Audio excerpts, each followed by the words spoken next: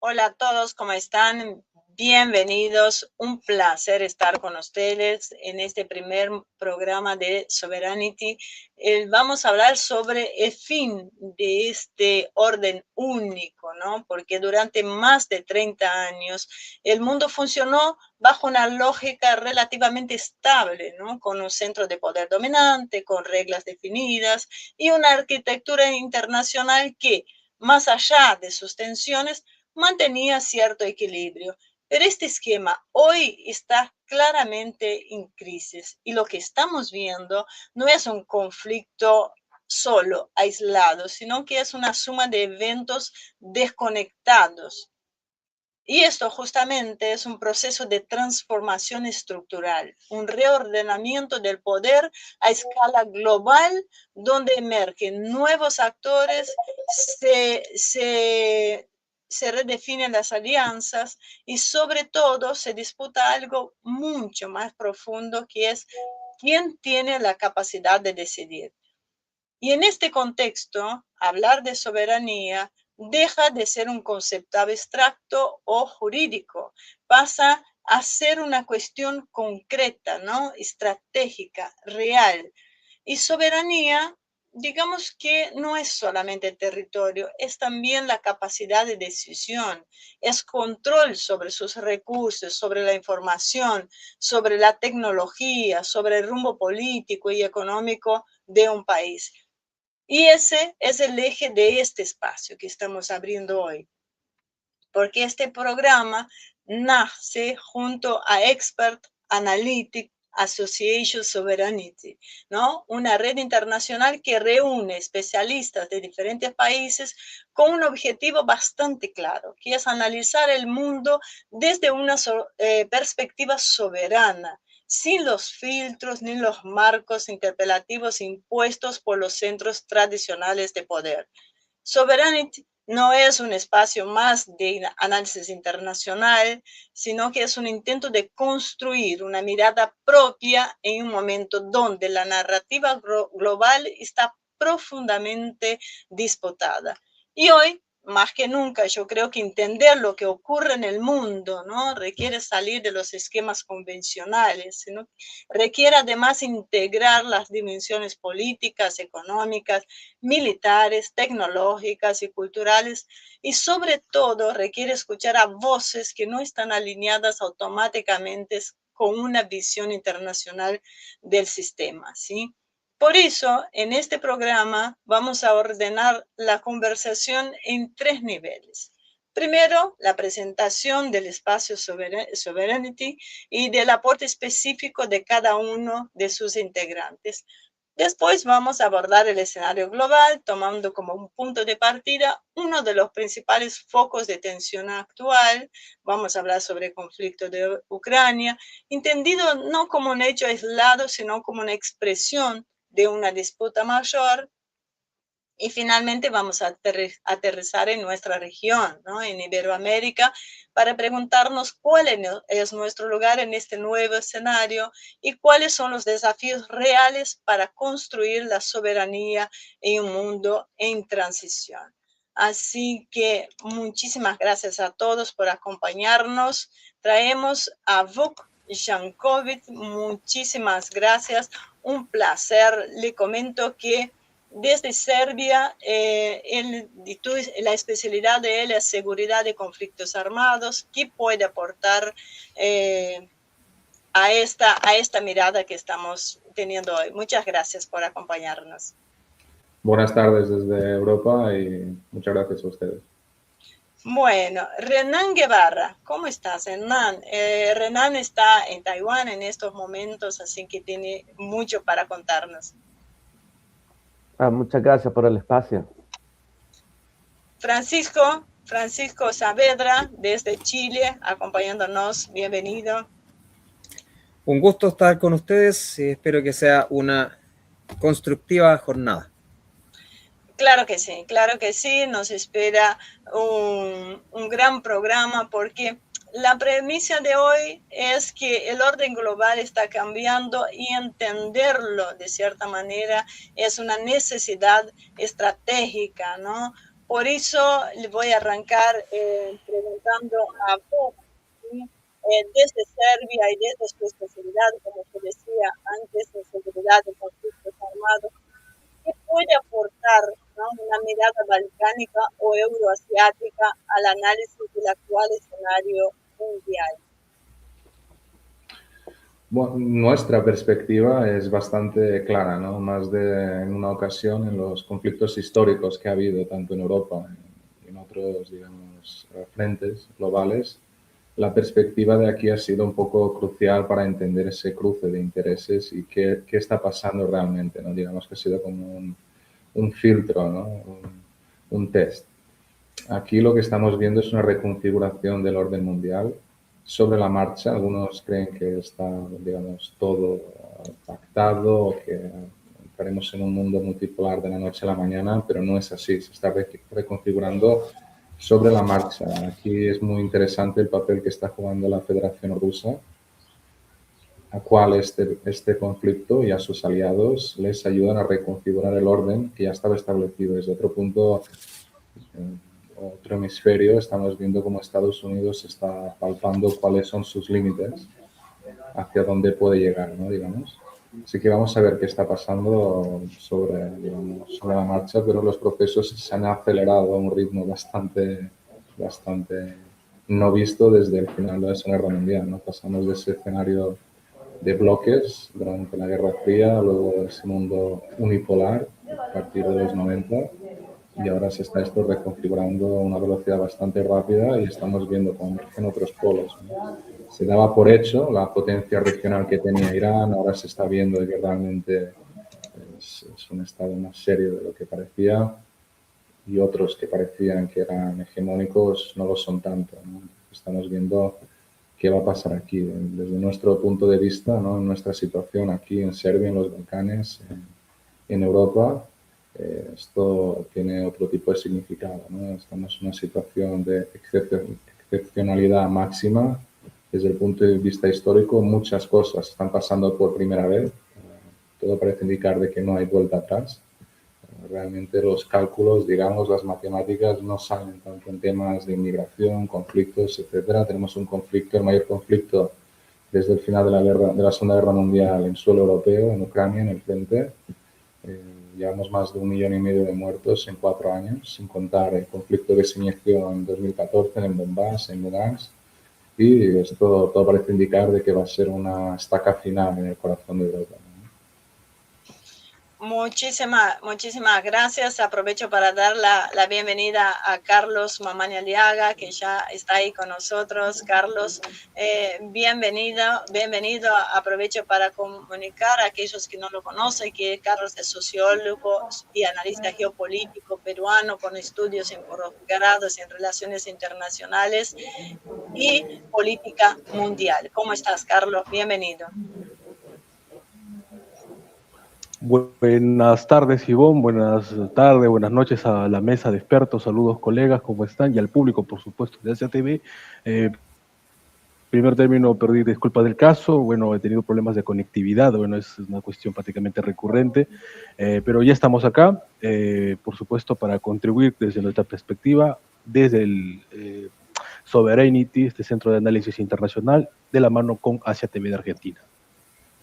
Muchas gracias, Carlos. Y vamos a aprovechar, ¿no?, porque como parte de la coordinación de este espacio, desde tu punto de vista, ¿cuáles son los objetivos principales de Sovereignty y qué diferencia busca marcar frente a otros ámbitos de análisis internacional? Y además, ¿qué lugar ocupa Sovereignty como espacio de pensamiento, ¿no?, en este momento de transición global, y qué aporte específico puede hacer desde su área de trabajo? Bueno, en primer término decir que Sovereignty, al ser una asociación de expertos, una asociación analítica de expertos internacional, es un espacio abierto a todos los expertos independientes que de manera soberana les interese el análisis internacional, geopolítico, política mundial, de transición en este orden que estamos atravesando, que es algo objetivo, no ideológico, de los 5 continentes. Tenemos expertos de los 5 continentes, cada vez creciendo más la perspectiva analítica de diversas partes del mundo, de África, de lo que es Asia, de lo que es Europa, de la misma China también, y ni qué decir de nuestra América. En este caso concreto, bueno, como miembro experto y junto con los colegas ya que los has presentado, imagino, tenemos la misión justamente de llevar perspectivas analíticas en clave patriótica, soberanista, que creemos que es fundamental para la comprensión, y no solamente la comprensión, sino el posicionamiento de nuestros países y nuestras respectivas regiones en el mundo multipolar del siglo XXI. Básicamente nuestra misión es llevar análisis, dar espacios digamos, a expertos que no estén alineados necesariamente con alguna política en concreto, sino que de manera libre pensante, independiente, les interese justamente romper los esquemas del mainstream, digamos, de lo convencional dentro de los análisis internacionales, dentro de los centros analíticos que tantos hay por allí, que seguramente tienen toda la razón del mundo de existir, pero a diferencia nuestra, que nosotros principalmente bregamos por esa iniciativa justamente de dar espacio a lo que generalmente no se abre en otros ámbitos, en otros centros, en otras regiones, digamos, de análisis. Nosotros damos esa oportunidad justamente, ¿no?, a todos los expertos que de buena fe tengan la intención de desarrollar sus perspectivas, porque obviamente el espacio que manejamos, que es Sovereignty, en el cual estamos integrados, se abrió el año pasado en Brasil, y la verdad que tenemos prácticamente ya una centena de expertos de los 5 continentes y creciendo, ¿no? Esto demuestra justamente que hay esa intención, que hay esa vocación, que hay ese espíritu, esa voluntad por parte de los expertos de integrar nuevas plataformas de análisis que vayan más allá de lo convencional y que inviten a la reflexión estratégica en clave soberana, multipolar y, como dije, ¿no?, de cara al posicionamiento de nuestros países, de nuestras respectivas regiones en el mundo multipolar del siglo XXI. Porque entendemos que justamente todo esto empieza por las ideas, y un espacio de análisis, un centro de análisis como Sovereignty es justamente para eso también, ¿no? Para desarrollar ideas, para desarrollar perspectivas en clave patriótica y soberanista, en clave multipolar, como dije, para poder justamente desarrollar perspectivas que lleguen al público en general, eso es nuestro objetivo, que llegue al público en general de la comunidad, digamos, especializada, experta, pero al mismo tiempo que filtre estas opiniones dentro de la toma de decisiones de nuestros respectivos países y autoridades y, bueno, y de las regiones también. Básicamente, grosso modo, eso es lo que sería Sovereignty. Tenemos la visión, tenemos una página web, por supuesto, ¿no? Tenemos, para todos aquellos que les interesen, pueden escribirnos a través de nuestra página web, pueden visitarla, por supuesto, y claro, siempre de la mano con los más grandes voluntades en materia de análisis internacional y con el apoyo de espacios como Asia TV de Argentina, por supuesto. Muchísimas gracias, Carlos. Ahí tenemos la dirección de la página para aquellos que quieran entrar. Vamos a estar todos ahí también a disposición. Están los artículos, está el contenido de cada uno audiovisual. Esta es la primera entrega. El aporte desde ACTV es hacer visible, ¿no? Hacer que llegue a la gente común, a la gente interesada, a hacer llegar a todos aquellos que quieren un contrapeso. Sovereignty justamente viene a hacer este contrapeso que hace falta a los grandes medios hegemónicos de comunicación que solo tienen una visión, ¿sí? Solo tienen una visión homogénea, una visión donde todos tenemos que adherirnos a ella. Acá se nos abre la mente, cada uno desde su posición va a poder expresar su punto de vista, a poder dialogar, a poder ayudarnos a comprender lo que está sucediendo en el mundo.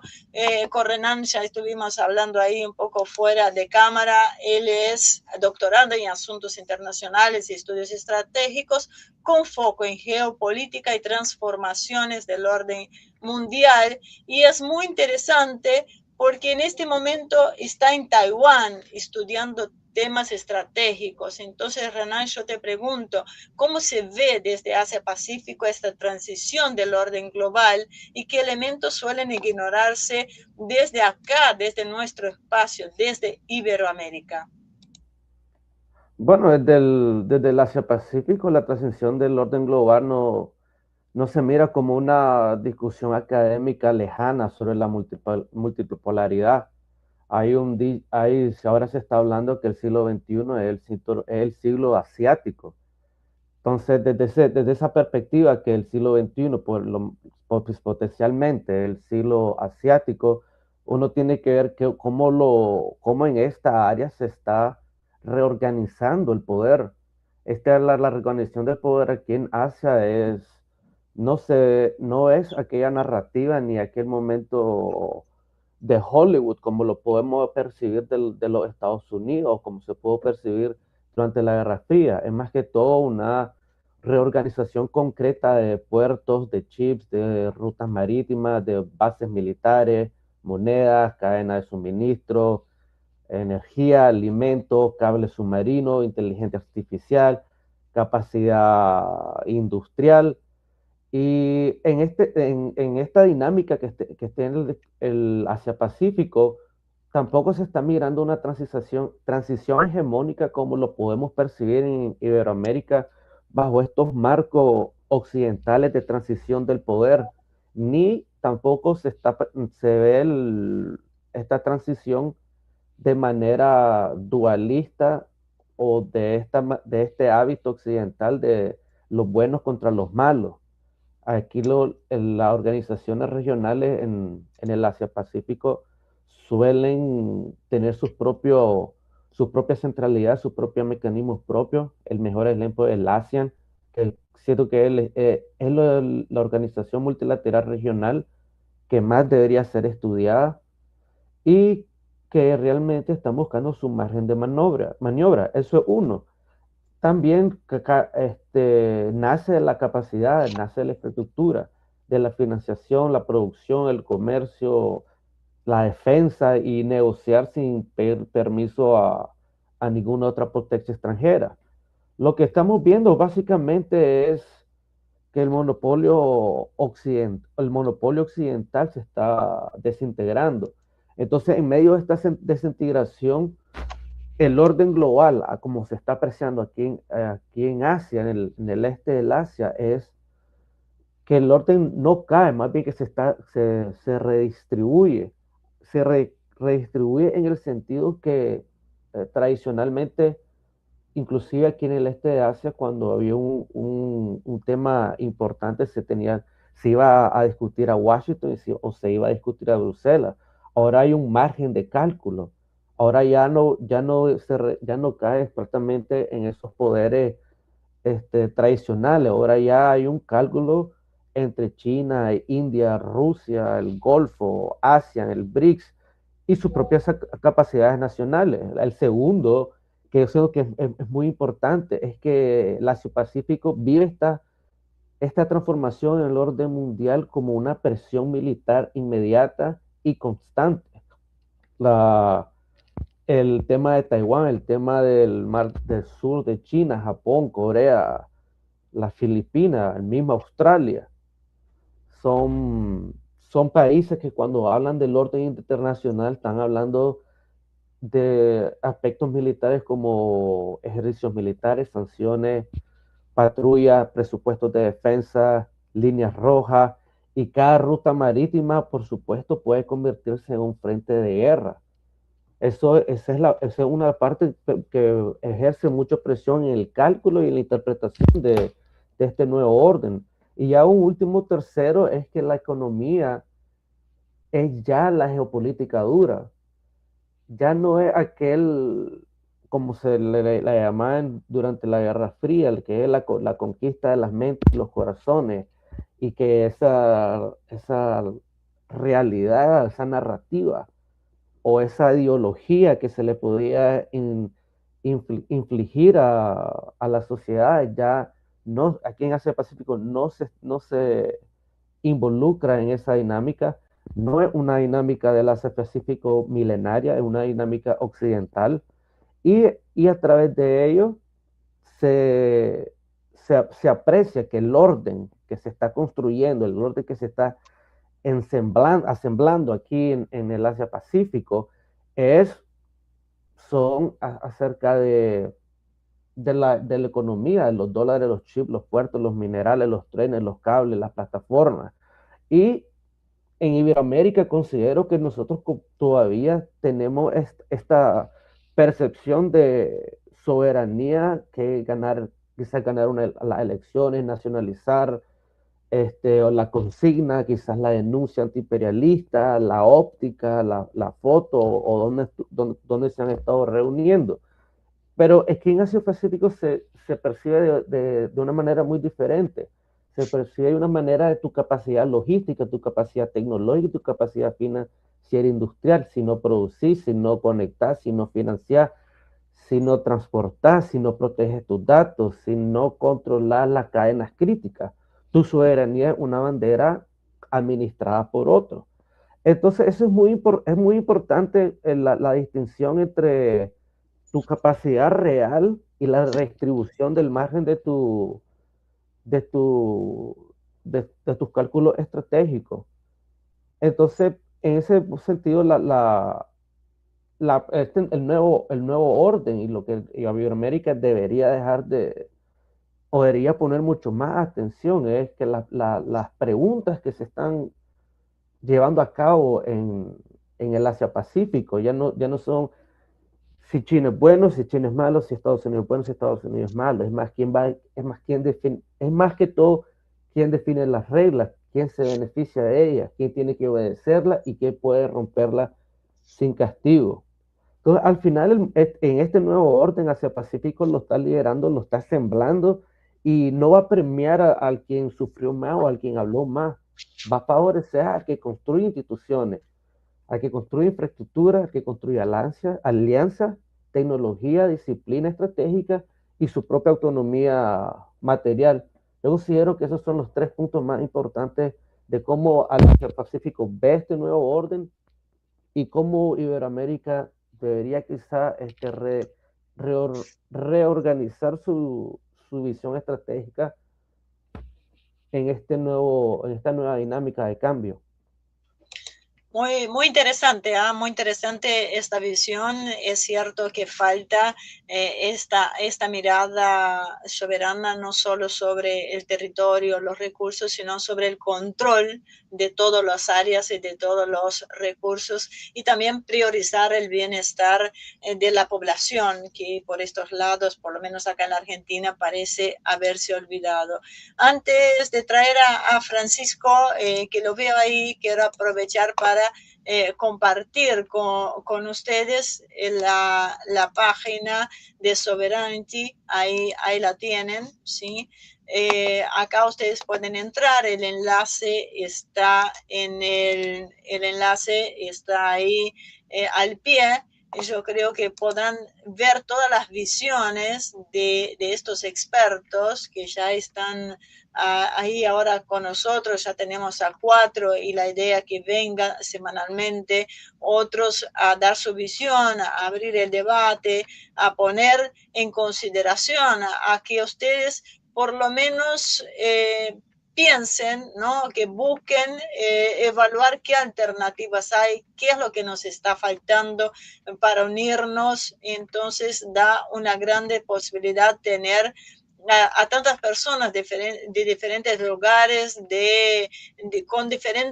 con diferentes áreas también, con diferentes visiones, que podemos tratar de unificarlas y encabezarlas para ajustarnos a este nuevo orden mundial, al mundo que se viene. Entonces, yo los invito a entrar ahí en la página, a buscar cada experto, a tratar de escuchar, de leer a todos, a los que puedan, y juntos podamos realmente tratar de comprender lo que está sucediendo en el mundo.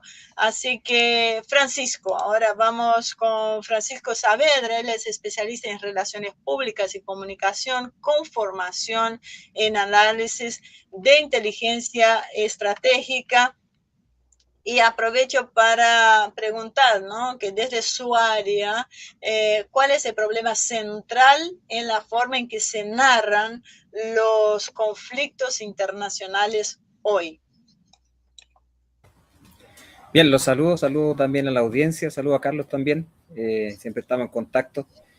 Y bueno, Renan, yo creo que hizo una radiografía bastante acertada de lo que nosotros manejamos acá como relatos, como narrativa. Y efectivamente esa narrativa que nos circunscribe, ¿cierto?, a esa dicotomía de derecha y de izquierda, o de quién es más fascista, quién es más woke, pasan a segundo, tercer plano si es que lo vemos, si analizamos esto en virtud de lo que dice Renan, que sería como una ecuación de poder nacional, la industria, la voluntad nacional, etcétera, etcétera. Pasan incluso a ser periféricas en la discusión. Y yo diría que el problema central es un error de diagnóstico, por lo menos de los que no están mirando estas cosas, la están viendo en un sentido de bloques todavía, en esta lógica de Guerra Fría, esta lógica arcaica. Es un error de diagnóstico en el sentido de que se sigue creyendo que los conglomerados mediáticos de Occidente hacen realmente periodismo. Eso es un planteamiento básico para ir hilando más fino y ir viendo qué opciones tenemos para obtener otra narrativa con las que podamos hacer contraste. El gran problema hoy en día es que no existe esa apertura para que podamos contrastar ideas, contrastar posiciones, contrastar puntos de vista y contrastar incluso cosmovisiones. Porque lo que nos está planteando Renan recién es que hay una cosmovisión del mundo totalmente distinta, se están considerando cosas totalmente distintas y nosotros estamos en esta lucha intestina de estas facciones, ¿cierto? Donde una tiene el starter pack del libertario, ¿cierto? La bandera con la serpiente, pro Israel. Por el otro lado tenemos al woke con todo su adorno, ¿cierto? Sus atavíos ideológicos. Pero eso lo que nos dice es que estamos dentro de un control que los mismos miembros de la OTAN, o por lo menos su experto, en este caso, por ejemplo, por citar algunos, François Ducluzel, que define formalmente que el cerebro humano es otro dominio operacional de la guerra. O sea, nos está diciendo claramente que esta distorsión de la percepción de las cosas no es porque tengamos pocos medios, no es porque los canales de televisión no tienen dinero para ir a cubrir las noticias. Se trata de algo totalmente controlado y orquestado, y es cosa de ver, yo creo que Carlos va a estar de acuerdo conmigo, ver quiénes son los dueños de los grandes canales de televisión, tanto de Perú, de Argentina, de Chile. Vamos a ver que detrás está Warner, etcétera, etcétera, y ya si hilamos más fino todavía, vamos a llegar a Estados Unidos y a los financistas que realmente le están pagando el sueldo a todos los periodistas de Latinoamérica, lamentablemente. Por lo menos en esa comunicación mainstream que le llega a gran parte de la población. Ese es el gran problema, que tiene una cobertura general extensa, que es la que precisamente tenemos que romper de alguna forma.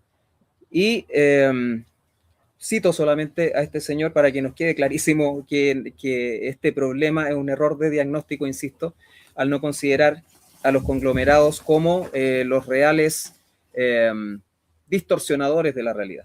Dice este señor respecto al conocimiento: la guerra cognitiva, que es lo que se está ejerciendo para mantenernos, ¿cierto?, con estos relatos que en realidad no nos llevan a plantearnos los problemas reales, que ya los bosquejó Renan perfectamente.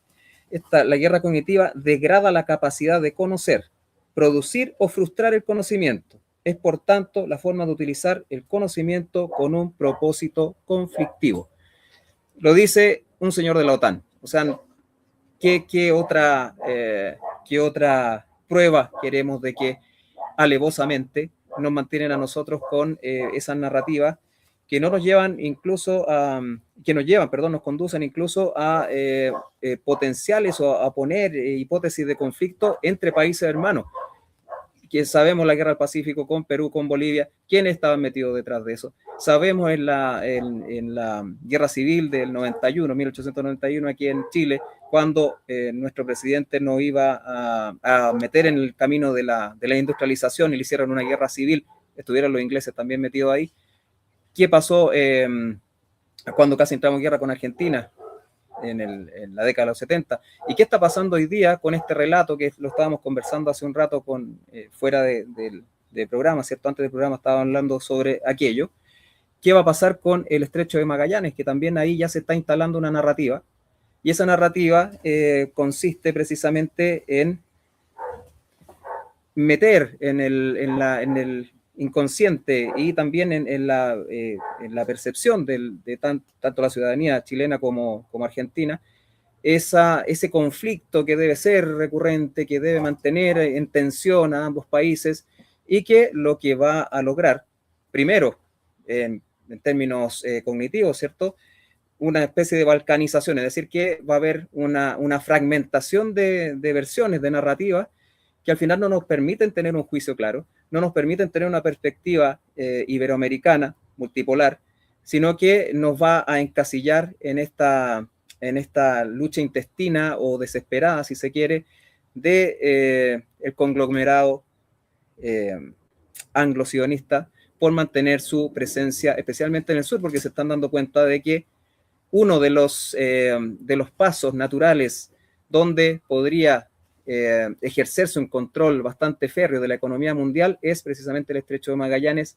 Y curiosamente tenemos el segundo problema, ya lo habíamos discutido antes también, de este planteamiento geopolítico histórico, ¿cierto?, de una instalación de un segundo Estado de Israel en el sur, en la Patagonia, que antes parecía ser una conspiración, ahora parece que con lo que está orquestando Javier Milei en Argentina es una realidad. Los medios muchas veces esto no lo mencionan, lo pasan por alto, o lo anecdotizan, lo vulgarizan, lo vuelven una mera broma, una mera anécdota. Con eso le quitan importancia a temas que son vitales y por otra parte nos instalan preocupaciones y urgencias que en realidad no lo son. Es decir, que esta guerra cognitiva, que es realmente el problema central que enfrentamos por lo menos nosotros en el Cono Sur, es lo que debemos combatir precisamente, es lo que debemos combatir. Y este espacio yo creo que es un espacio fundamental, esencial, para comenzar a difundir otros puntos de vista, otras perspectivas, lo que pasa con nosotros que no tenemos o perdimos los elementos básicos para hacer contrastes, para tener una visión más clara de lo que está ocurriendo y para tener una visión más clara de lo que podemos plantear a futuro. Muchísimas gracias, Francisco. Realmente es un aporte muy interesante porque no quiero tomarnos mucho tiempo con lo de Javier Milei, pero abre dos perspectivas para todo lo que se planteó en las últimas 48 horas, desde las declaraciones del Pentágono sobre este MEI. Como vos bien decís, muchos lo toman como un chiste, muchos lo toman como una locura, sobre la posibilidad de que Estados Unidos use a Malvinas, ¿no?, como punta de lanza para romper su lazo, para presionar al Reino Unido para que haga lo que él quiere. Para el Reino Unido pierde en todas las dos posibilidades, porque se accede a las presiones de Trump ante la amenaza de apoyar a las Islas Malvinas. El Reino Unido se va a ver como frágil, pero si no accede, va Estados Unidos a apoyar a la Argentina en la recuperación de las Islas Malvinas. La recuperación en este contexto no lo hace porque sea bueno Donald Trump, sino porque desde las Islas Malvinas tenemos dos proyecciones, ya sea traer a esta gente que quiere instalarse en la Patagonia, hacer como una base ahí en las Islas Malvinas, pero otra que muy pocos tuvieron en cuenta y podemos discutir en otro momento, es la proyección hacia la Antártida. porque seguramente es un lugar específico para una base de Estados Unidos. La proyección hacia la Antártica, si bien ellos no tienen reclamo, estamos muy cerquita, para el 2030 se va a hablar sobre el Tratado Antártico, y es una forma que Estados Unidos tiene de dominando a las Islas Malvinas, tiene una pata sobre la Antártida, donde sí nosotros tenemos un reclamo, y con todo lo que están reclamando. Y me atrevo a decir que si Iberoamérica se pone de acuerdo, nosotros somos un espacio que podemos competir de igual a igual con Estados Unidos, con Europa, y ser un espacio que pueda plantar su bandera en este nuevo orden mundial que se está viniendo, ¿no? Pero bueno, estos son temas que va abriendo con estas charlas y que estaría muy bueno debatir con más profundidad en otras oportunidades. Así que bueno, voy a hacer una pregunta que es un poco general para todos, y quisiera que ustedes me respondieran cada uno desde su perspectiva más cortito, y después vamos a una nueva ronda de preguntas. Es, cuando hablamos de soberanía, porque acá todos hablamos de soberanía, ¿hablamos solo de territorio y Estado, o también creo que todos de alguna manera aportaron esto, ¿no? De la información, tecnología, recursos, cultura y capacidad de decisión? Cada uno desde su punto de vista habló desde su tema de esto, pero vamos a lo concreto, ¿no? ¿Qué sería la soberanía específicamente para nosotros, como país y como espacio iberoamericano? Vamos a dar la vuelta, a empezar con Carlos Mamani, que llegó un poquito tarde, pero ya está con nosotros, más tranquilos, así hacemos rapidito la vuelta por ahí. Carlos, querido, te escuchamos. Bueno, en primer término decir que el concepto de soberanía ya a estas alturas es un concepto antiguo, ¿no? Uno de los que tan famosos que lo formula fue el francés Baudin, ¿no? Jean Baudin en francés, y él justamente mencionaba el término, como dijiste, de manera mecánica, ¿no? La cuestión del Estado, territorio, pero al siglo XXI esto se ha complejizado muchísimo más. Yo diría que cuando se habla de soberanía hay que hablar de su sentido y su dimensión más profunda, que es la cultura, la soberanía cultural, ¿no? ¿Quién eres? ¿De dónde vienes? ¿A dónde vas? Preguntas claves que nos tenemos que hacer como, digamos, como civilización. No estoy hablando solamente como país, sino como civilización, en el caso de nuestra América en concreto, porque nosotros tenemos, o sea, ahora actualmente se habla más que nunca, ¿no? De las macroregiones, el retorno de los grandes espacios, los estados civilización, al decir de este académico chino Tan Weiwei, los estados continentales, como decía Bertolt Ferré. Pero bueno, para nuestra América, el caso latinoamericano, esto no es nuevo en absoluto. Nosotros tuvimos pensadores, valga la redundancia, continentales, que desde el primer momento de las independencias, ellos ya hablaban justamente de que el futuro de nuestro continente, de nuestro gran espacio, de nuestra América, depende de unirnos como justamente un bloque continental, ¿no? Lamentablemente estas visiones de patria grande, en el caso de Manuel Ugarte, defensa continental, como decía Aya de la Torre, pueblo continente, como decía,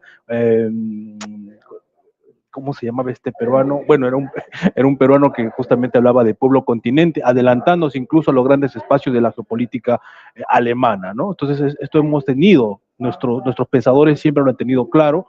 Como digo, ha sido un error estratégico no desarrollar este pensamiento a nivel de Estado, para que no podamos cometer errores como se han visto, ¿no? El UNASUR, Mercosur, no han pasado de ser buenas intenciones. ¿Y por qué? Porque se han hecho prevalecer criterios de índole ideológico y no de realidad. La realidad es que el mundo hacia que vamos es un mundo post-hegemónico, por eso el título de la conferencia me parece absolutamente pertinente, el fin del orden único, en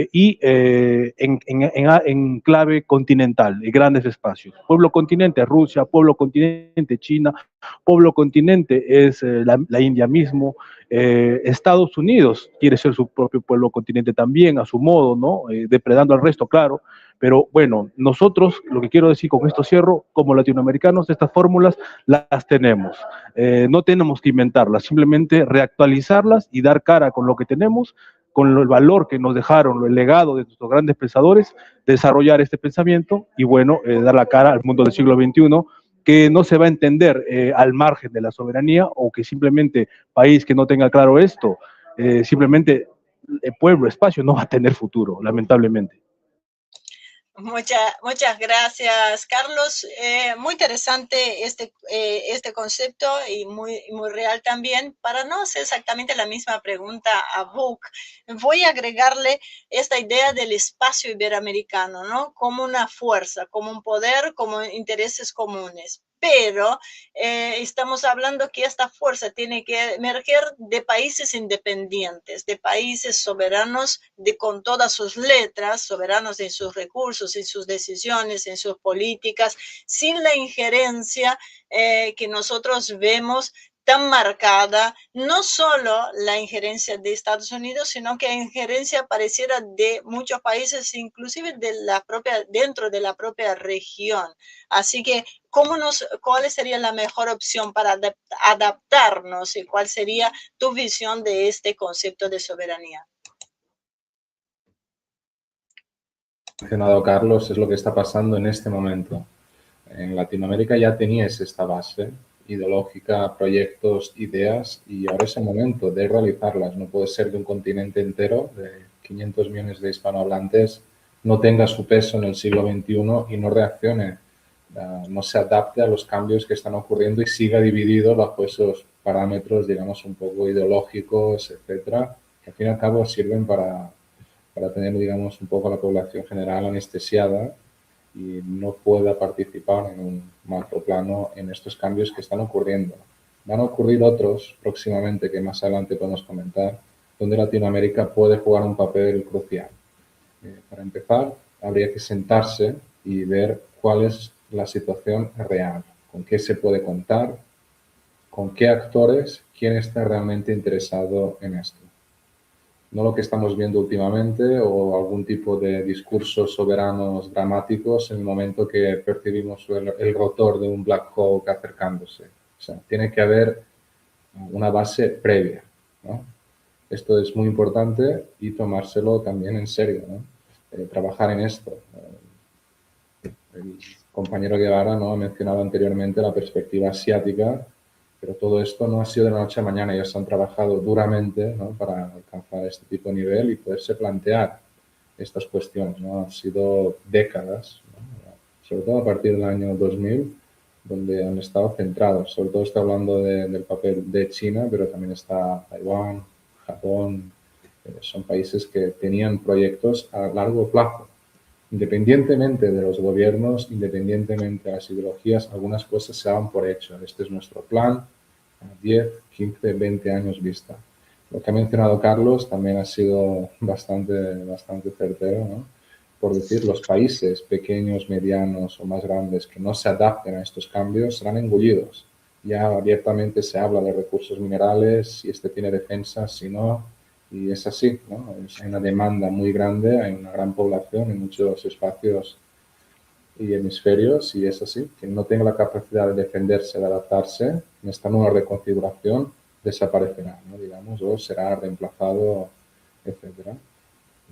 Desgraciadamente, desde nuestro punto de vista europeo, esto tiene, digamos, un poco en tiempo real, ¿no? Lo estamos viendo en el día a día y tiene otras connotaciones, pero aquí Latinoamérica puede jugar un papel vital, ¿no?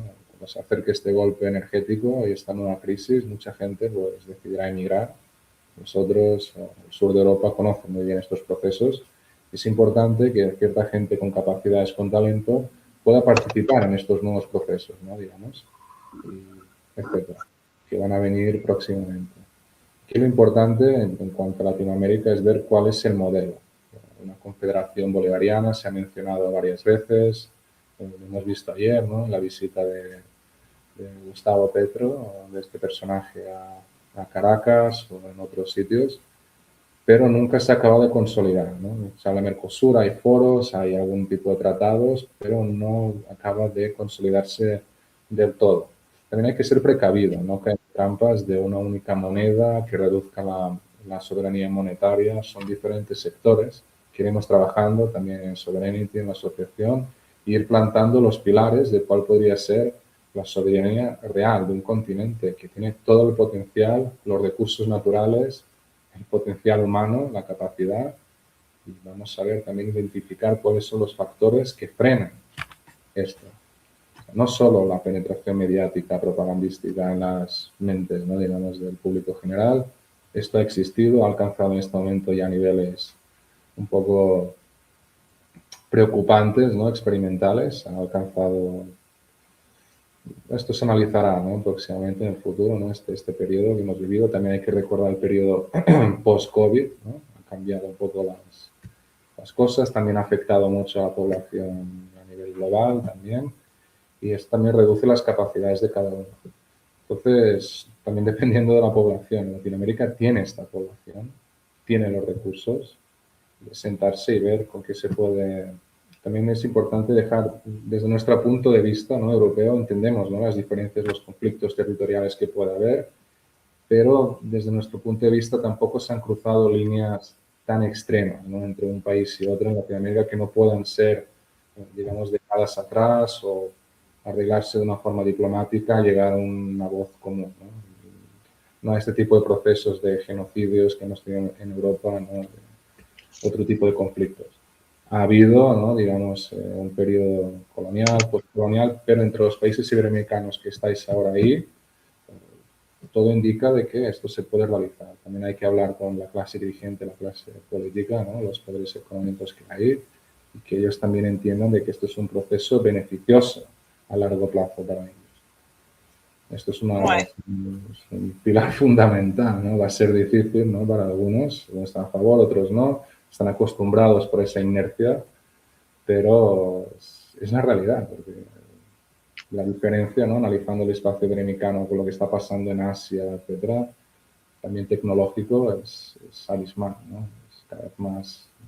Y luego están actores que se quieran aprovechar de eso, ¿no? Entonces hay que ser precavido y verlo todo con pinzas, como dicen en España.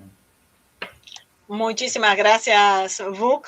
Renan, vos habías hablado de esta visión que tienen ahí de la soberanía, ¿no?, que es la administración y también la preocupación por la administración de los recursos, de control de las áreas. Yo te pregunto, además de este concepto, ¿qué papel va a jugar en la soberanía los avances tecnológicos y la inteligencia artificial?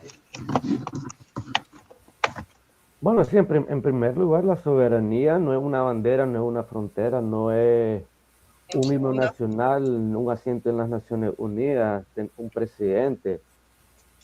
Si un país, Estado soberano, tiene todo esto y todavía no puede decidir nada en especial de su propio destino, la soberanía es casi inexistente.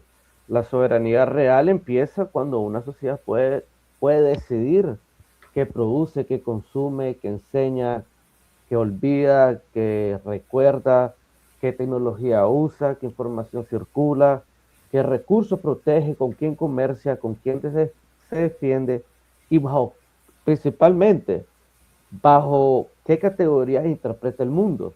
Ahora, esto lleva a la diversificación de las tecnologías que van a la vanguardia de este nuevo orden. Como el colonialismo clásico pretendía capturar un territorio y poner un vicerreinato o tener a un presidente títere, pero a este punto de la historia y en Asia Pacífico creo que él es el ejemplo más claro de cómo para tener una soberanía uno tiene que, ahora para controlar tu soberanía, además de eso, ahora solo basta con controlar el crédito, el software, la misma narrativa, la logística, los planes industriales, los aparatos de planificación. Y ahí es donde se produce un Estado que logra articular conocimiento, población, territorio y tecnología, principalmente en una dirección histórica. En el parte de la inteligencia artificial, es un tema un poco complicado, es como un rompecabezas. Es muy difícil adivinar cómo la la inteligencia artificial va a jugar en el papel de la soberanía. Sin embargo, lo que sí que es que la inteligencia artificial es uno de los principales componentes del uso de tecnología para una dirección nacional. Entonces la lección básicamente es que la soberanía no es una declaración, es una arquitectura.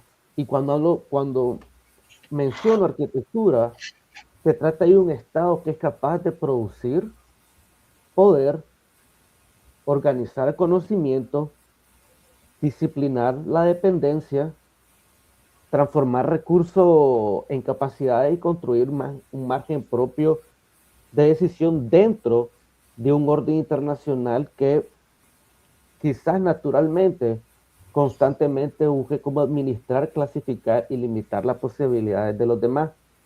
Pero en mi opinión muy personal, considero que la parte más importante es la parte epistémica. Lo que Carlos decía de la parte cultural, yo lo podría articular de manera epistémica. Nosotros hemos desarrollado, utilizar nuestros estudios con las categorías que heredamos de los anglosajones occidentales.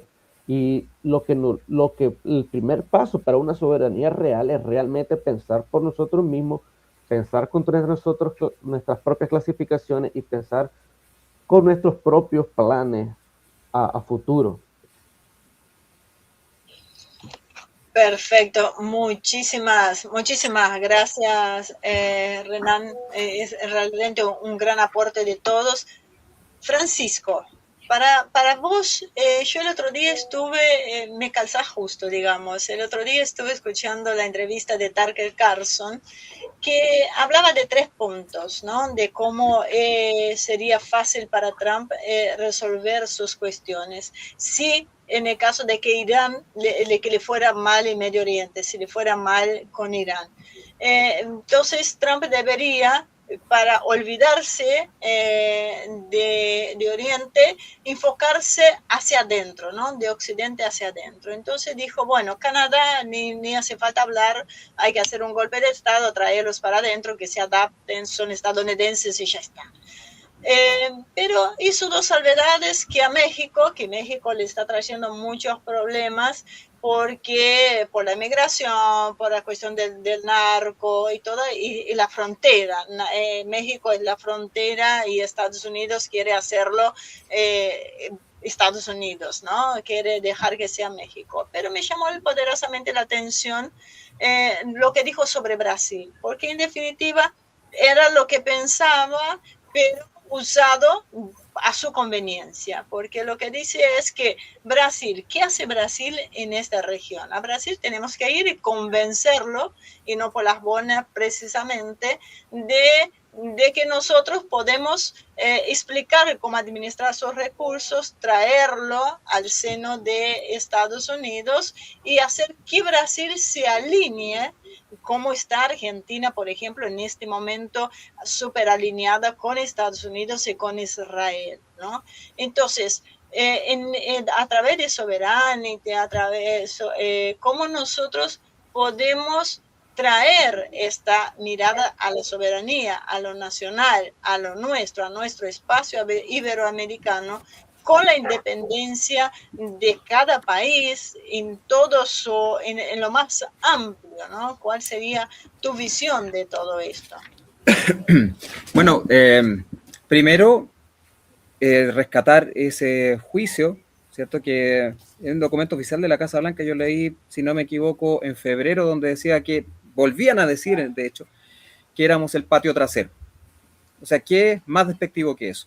Somos el patio trasero de Estados Unidos. Ellos mismos lo dicen así, lo plantean así en sus documentos oficiales. O sea, eso ya mínimamente nos debería parecer indignante. Habida cuenta de que, como han dicho mis compañeros acá, tenemos un territorio tremendo, tenemos una población tremenda, tenemos una cultura y una tradición tremenda que ha sido trastocada, por supuesto, por este liberalismo anglosajón que trastoca todo. De hecho, recién yo diría que en el siglo XXI, se va cambiando la perspectiva de algunas cosas, se van incluyendo autores que no son necesariamente ingleses, porque a nosotros nos contaba nuestra propia historia Inglaterra. Todos los autores de la academia ingleses. Entonces ahí nos damos cuenta de que esta distorsión de lo que es Latinoamérica viene desde hace bastante tiempo, y los estadounidenses saben que tienen ese control de la percepción de las cosas, saben que la gente lamentablemente los interpreta como los salvadores del caso. Ellos juegan mucho con eso. Entonces, claro, ¿qué va a decir de Brasil? Como es más grande, obviamente, va a decir, oye, nosotros te podemos enseñar, ven conmigo, dame la mano, pero ya vemos cómo se comportó con Europa. Europa recién se está dando cuenta de que hacer negocios con Estados Unidos, si es que a Estados Unidos no le conviene algo, no es muy favorable. O sea, está con una mano estrechada y en la otra está con un puñal. Y esa actitud de matonaje la va a aplicar de alguna forma en Brasil. No sé, no lo podríamos proyectar de varias maneras, porque Brasil es más grande, insisto, pesa mucho más en la región, de eso estuvimos hablando antes. Lo mismo que Argentina, si también lo planteamos desde un punto de vista cultural, ¿verdad? Pero yo diría que la narrativa le juega mucho a favor todavía. Y siendo así, lo que proyecten o las medidas que proyecten para el control del Cono Sur van a ser lamentablemente bien miradas, porque van a hacer su trabajo de relojero, ¿cierto? De ordenar a sus medios, ordenar a los Warner, a los CNN, etcétera, etcétera, los que dominan aquí el Cono Sur, a darnos un relato de salvación y fijar seguramente dentro de Brasil 1000 grupos de narcotráfico que hay que ir a combatir y que hay que intervenir, y va a buscar esa forma, porque ahora la excusa es el narcotráfico y la ciberseguridad, pero principalmente el narcotráfico. Y bien lo decía hace poco Renan, esta independencia que necesitamos primero, gestionar nuestra dependencia, parte por la infraestructura. O sea, si nosotros dependemos 100% de Estados Unidos para muchas cosas, estoy hablando, por ejemplo, de Silicon Valley, de los servidores de Facebook, Instagram, etcétera, o sea, estamos perdidos en ese sentido, porque este control cognitivo, esta fragmentación de la percepción que tengo de las cosas me va a jugar en contra, porque no es que me estén dando una narrativa única que yo tengo que tragar, sino que me están confundiendo.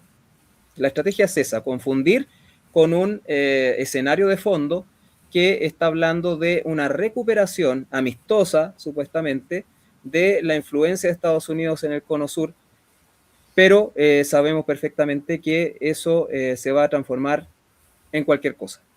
O sea, sabemos que puede ser una intervención violenta, sabemos que pueden ser restricciones comerciales, sabemos que puede ser una campaña comunicacional, porque Donald Trump ocupa su ex, ¿cierto? Lo utiliza como una especie de vocería popular, abierta, y con eso también va trastocando las percepciones de las personas. Aquí nos damos cuenta en los medios locales, Trump publicó tal cosa, Trump publicó esto otro, y el mercado especulativo funciona en virtud de eso. Entonces, la guerra, si es que lo decidiera así Donald Trump ante una posible negativa de Brasil, se va a dar en distintos frentes de manera multidimensional, pero con un ímpetu ya decreciente. Eso a mi juicio, decreciente, desgastado y bastante flojo. Y solamente para cerrar, que me llamó mucho la atención lo que dijeron mis compañeros, me acordé de la ecuación que utiliza mi profesor Luis Jaime, sobre el poder nacional, que lo dimensiona en 3 partes, ¿cierto? La primera, la geopolítica, que ya dijimos, lo dijo también Renan, lo ha mencionado varias veces Carlos, lo dijo también Book, ¿cierto?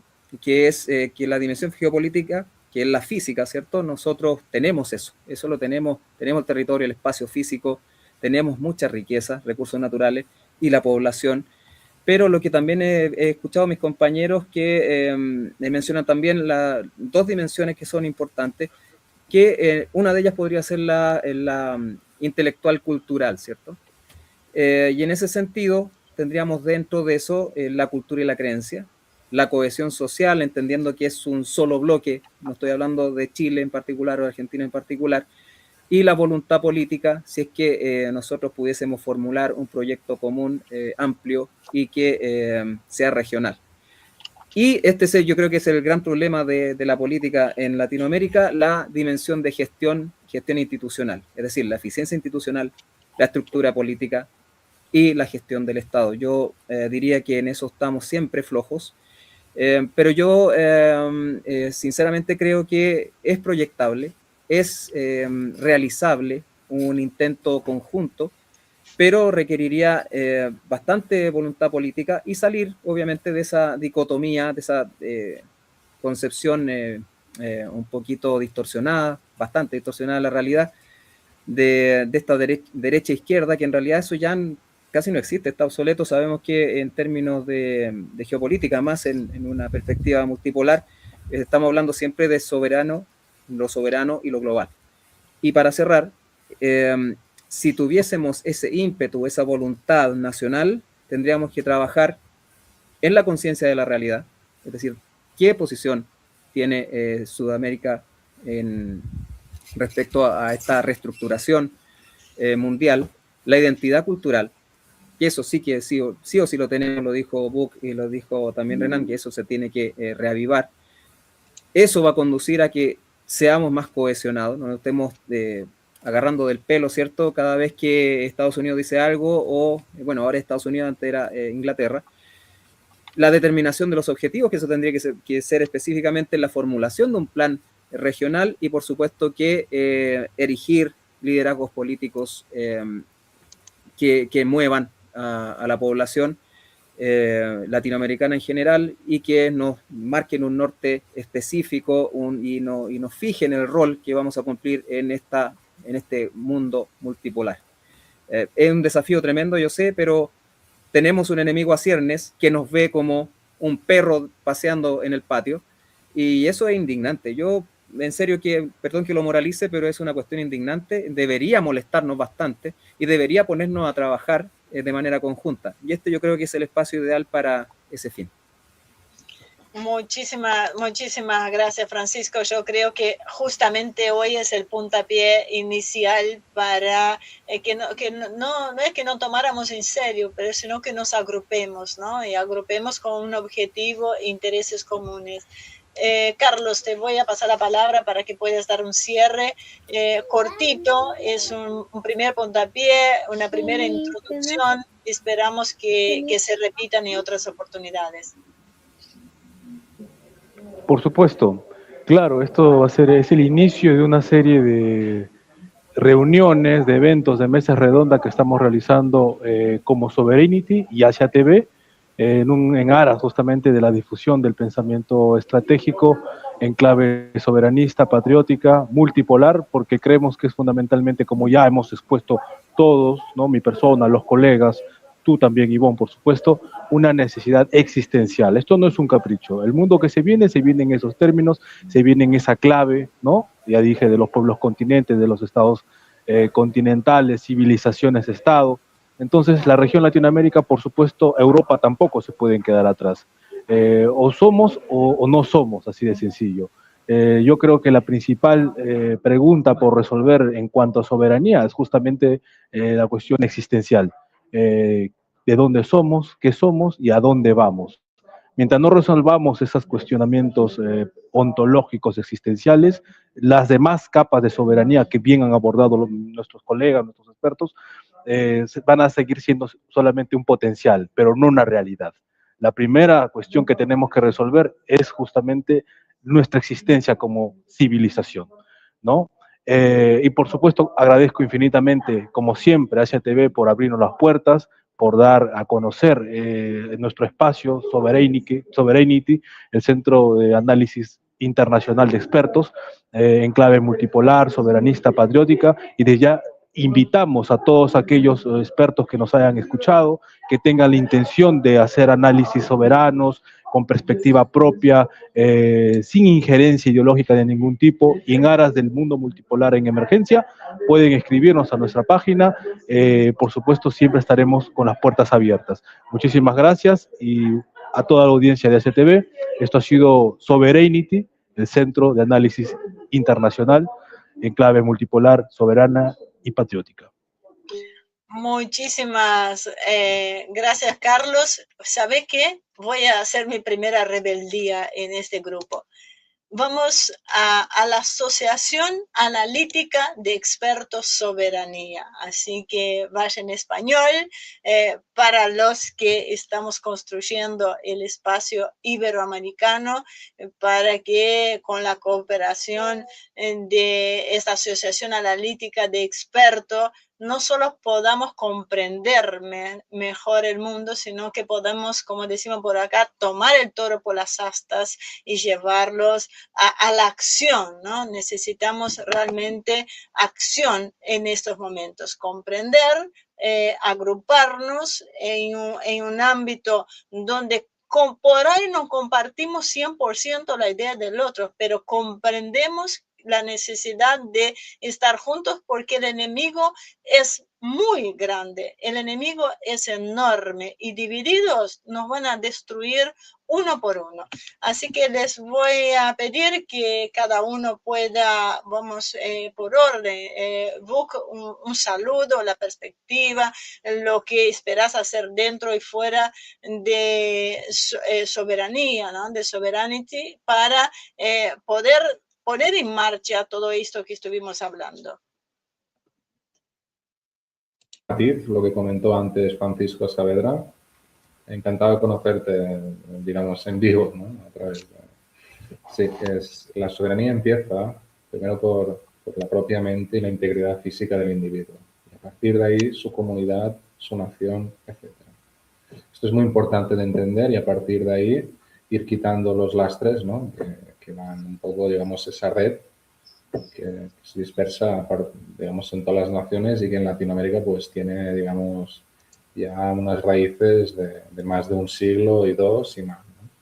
Esto es importante en cuanto a soberanía desde esta perspectiva, esta parte del mundo. Tenemos muy buena gente que próximamente se dará a conocer. Estamos planeando una conferencia también a otro nivel. También tenemos, digamos, dificultades añadidas, ¿no? Sobre la marcha, pero nunca ha sido fácil. Si hubiera sido fácil, sería para cualquiera. Si no, pues no seríamos serbios. Totalmente de acuerdo, totalmente de acuerdo. Vamos entonces a Renan.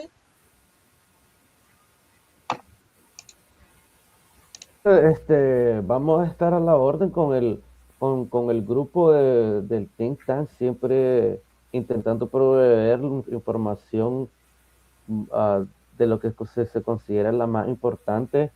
Yo por mi cuenta estoy escribiendo un libro de estrategia pluriversal, que estoy delineando todo el análisis político, estratégico, histórico de Occidente, universalista, y lo estoy poniendo en comparación con el asiático. Siento que va a ser una contribución muy importante y siempre voy a estar participando en esta iniciativa. Comunico con Carlos seguido y le dijo a Carlos, lo que usted considere necesario, cuente conmigo, y que siempre voy a intentar traer la mejor perspectiva que pueda proveer. Muchísimas gracias, Renan. Y bueno, terminamos con la palabra con Francisco Saavedra. Bien, primero agradecer el espacio. Me voy con hartas cosas que voy anotando aquí, después las voy profundizando ahí, seguramente las vamos a discutir en algún otro momento.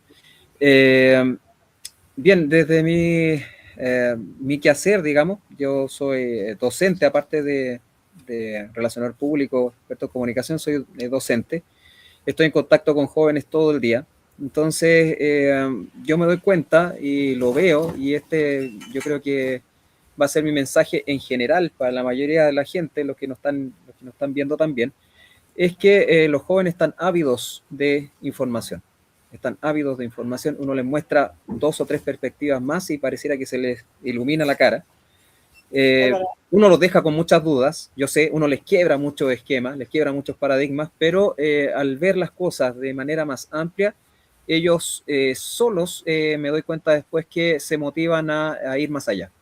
Entonces, romper esta estaticidad intelectual de la población, yo creo que es una tarea fundamental, especialmente en los más jóvenes. No estoy diciendo que nosotros estemos más viejitos, ¿cierto? Y seamos un poquito más testarudos, pero sí la juventud necesita otras perspectivas, necesita enriquecerse con otras visiones. Y estos espacios y también lo que esto replique es fundamental. O sea, es fundamental. Yo también tengo un centro de estudios bien pequeñito, hacemos lecturas intensivas y otro tipo de tertulias, es bien limitado, unas 20, 30 personas máximo. Ahí también discutimos estos temas, entonces mi trabajo también va en ese sentido. Y además, yo espero pronto terminar mi maestría, estoy estudiando una maestría precisamente en Argentina de filosofía social y política, y ya comenzar un trabajo intelectual más serio, serio en el sentido de poder formalizar escritos que ya he hecho y trabajo, ampliarlos quizás y poder contribuir con eso también. Así es que me alegro del espacio.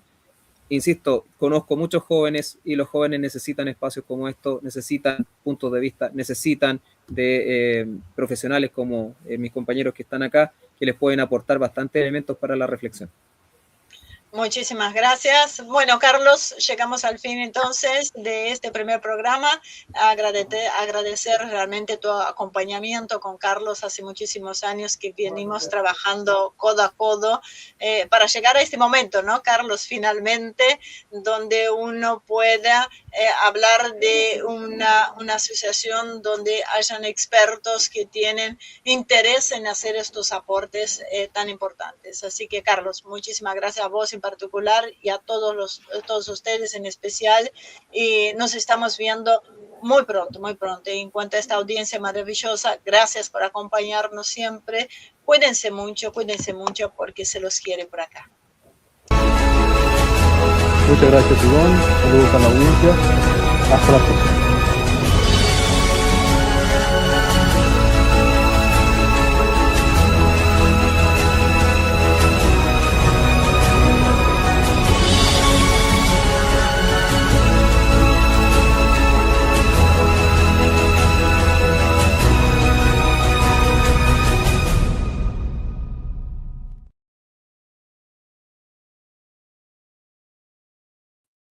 Muy bien, ya estamos fuera